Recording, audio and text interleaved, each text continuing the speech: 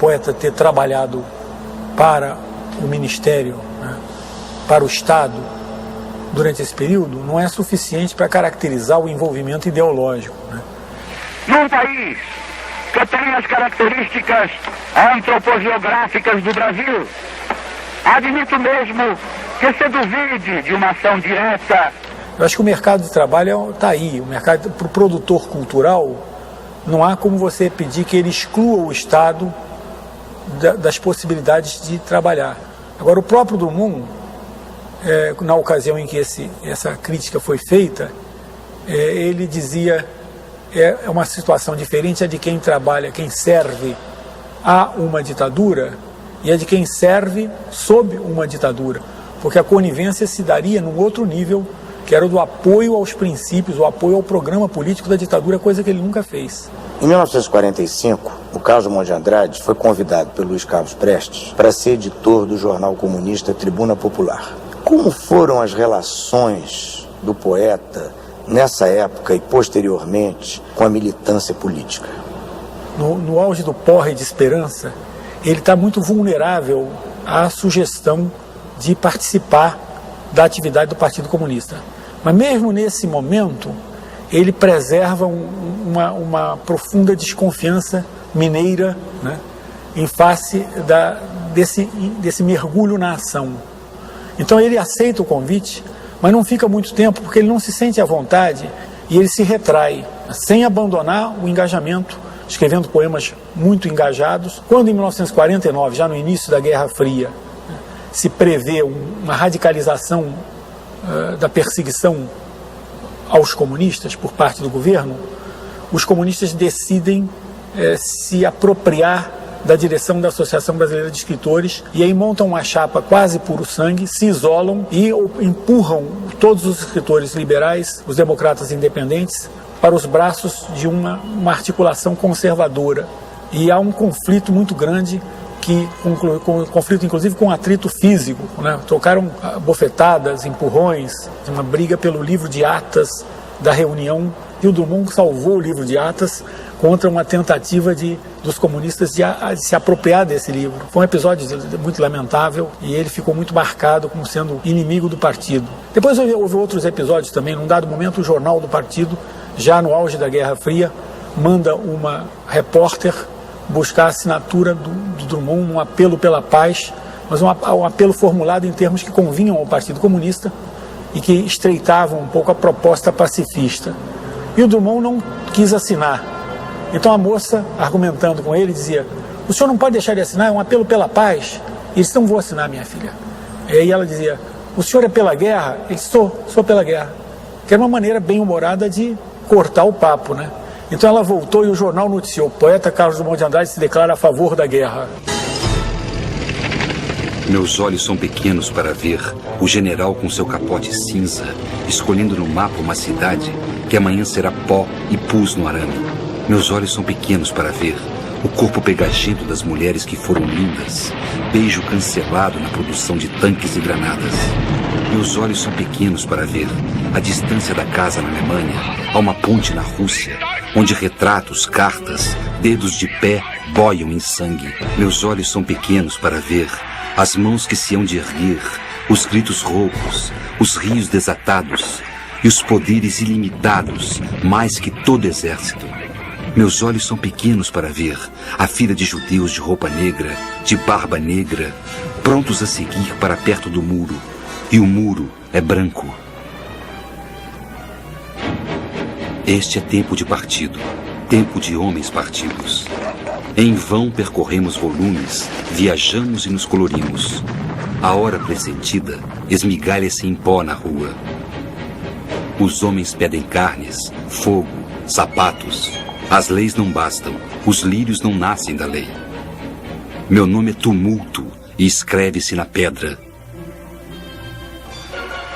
É tempo de meio silêncio, de boca gelada e murmúrio, palavra indireta, aviso na esquina, tempo de 5 sentidos num só. O espião janta conosco.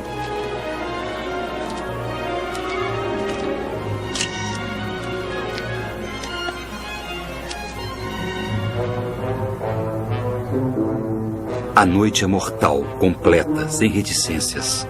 A noite dissolve os homens, diz que é inútil sofrer. A noite dissolve as pátrias, apagou os almirantes cintilantes nas suas fardas. A noite anoiteceu tudo. O mundo não tem remédio. Os suicidas tinham razão.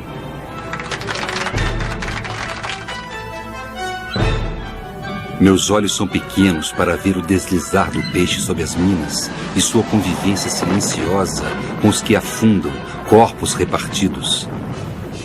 Meus olhos são pequenos para ver a bateria de rádio prevenindo vultos a rastejar na praia obscura aonde chegam pedaços de navios. Meus olhos são pequenos para ver o transporte de caixas de comida, de roupas, de remédios, de bandagens para um porto da Itália onde se morre. Meus olhos são pequenos para ver países mutilados como troncos, arrebentar o chão das vidraças, ou do ar, das ruas cheias e dos becos.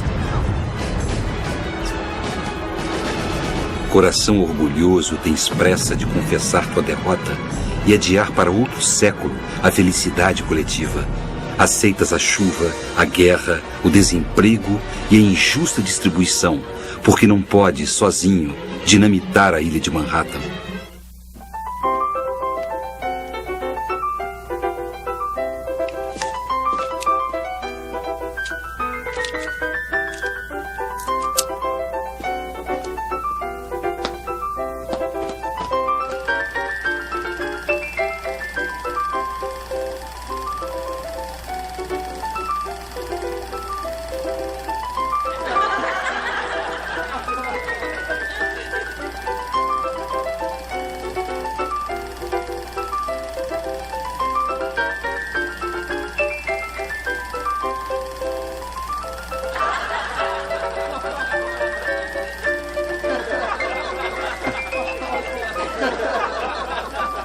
Era preciso que um poeta brasileiro, não dos maiores, porém dos mais expostos à galhofa, girando um pouco em tua atmosfera ou nela aspirando a viver, como na poética e essencial atmosfera dos sonhos lúcidos. Era preciso que um antigo rapaz de 20 anos, preso à tua pantomima por filamentos de ternura e riso dispersos no tempo, viesse recompô-los. E homem maduro te visitasse para dizer-te algumas coisas sob color de poema.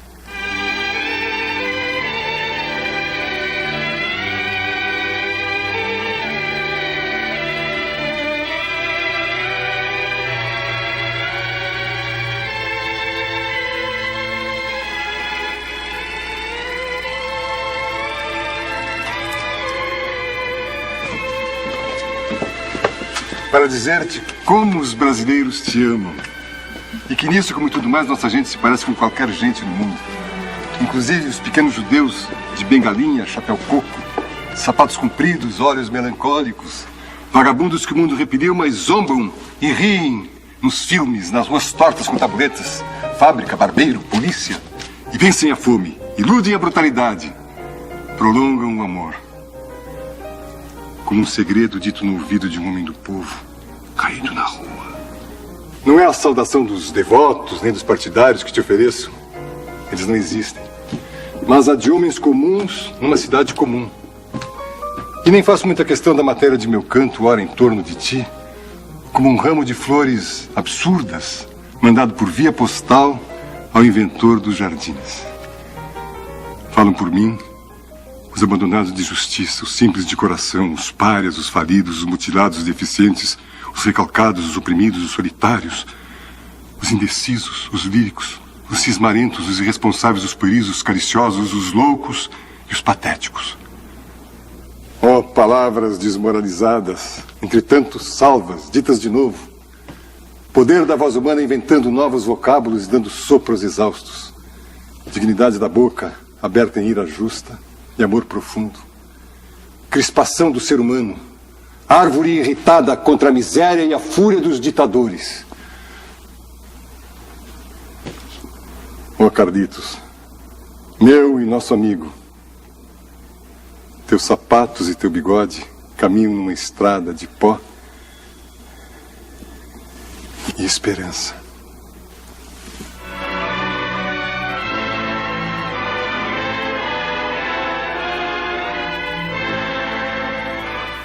A guerra e os movimentos sociais